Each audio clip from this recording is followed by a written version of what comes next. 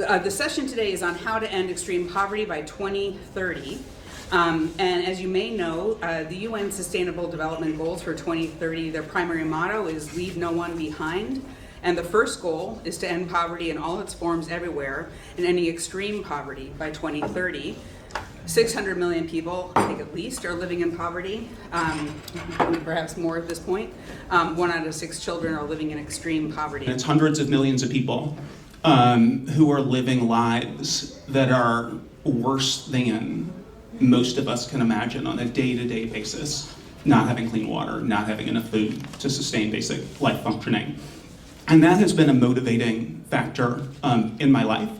And one of the things that I learned in college is that our global agricultural system is incredibly broken. All the companies from the north came in there and systematically, with huge amounts of money, bribed the decision makers in Kenya and the other East African countries to take the wrong decisions. The wrong decisions about infrastructure, the wrong decisions about policies, about agriculture, about education. Because what I found out later, these member countries of the World Bank, they felt that international poverty was unavoidable, and therefore everybody was doing it, and therefore the Germans, the Brits, the French, the Japanese, they could not stop their nationals from participating if they wanted to play in the globalized economy. You can see them in parts of the world where they have nothing,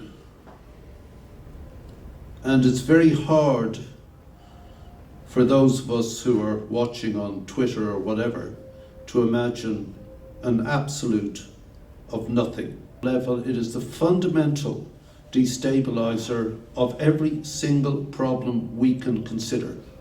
Well, guaranteed that 2030, we're not going to solve it.